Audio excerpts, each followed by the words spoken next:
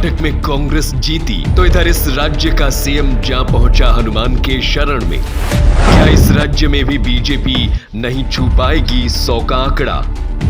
क्या अब कांग्रेस के हो गए हैं भगवान हनुमान और मोदी शाह के शुरू हो गए बुरे दिन?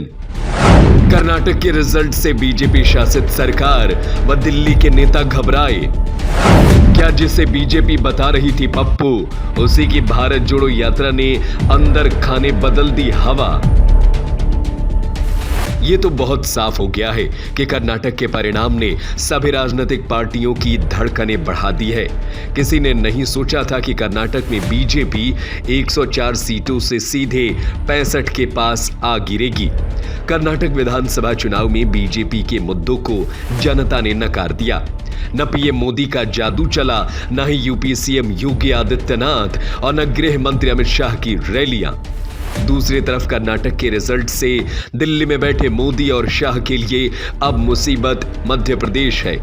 यहां भी संघ के स्वयंसेवकों की सर्वे रिपोर्ट ने भाजपा की चिंता कर्नाटक के बाद बढ़ा दी है।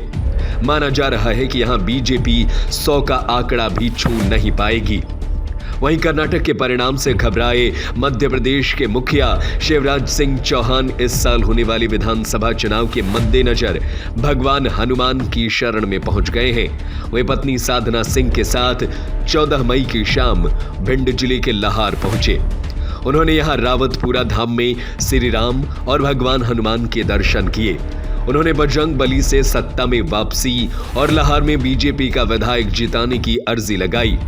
यह अर्जी इसीलिए महत्वपूर्ण है क्योंकि लाहौर में नेता प्रतिपक्ष डॉक्टर गोविंद सिंह पिछले 35 सालों से कायम है। यह सीट कांग्रेस की पारंपरिक सीट बन गई है। कांग्रेस ने भी उन सीटों पर ज्यादा जोर देना शुरू कर दिया है जहां हमेशा बीजेपी की जीत हुई। ऐसे 60 से अधिक सीटें कमलनाथ व दिग्विजय सिंह ने चयनित की है, जिस पर कांग्रेस काम कर रही है। वहीं आपको बता दें कि साल 2018 में कांग्रेस ने 114 सीटों का जादुई आंकड़ा पार कर कांग्रेस की सरकार बनाई थी, जबकि बीजेपी ने 200 पार का नारा दिया था, लेकिन पार्टी 107 पर ही सिमट गई थी। पार्टी सूत्रों और सर्वे की माने तो इस बार भाजपा की स्थिति और खराब है। यहां करप्शन और नेताओं के मनमुटाव के चलते अंदर खाने बीजेपी में युद्ध मचा हुआ है। इस बार बीजेपी के पास 80 सीटों का बेस है। बहुमत 116 सीटों पर है, यानी भाजपा बहुमत से 36 सीट दूर है। वहीं कर्नाटक में कांग्रेस की इस जीत के कई कारण बताए जाते हैं, जिसमें एक भारत जोड़ो यात्रा भी है।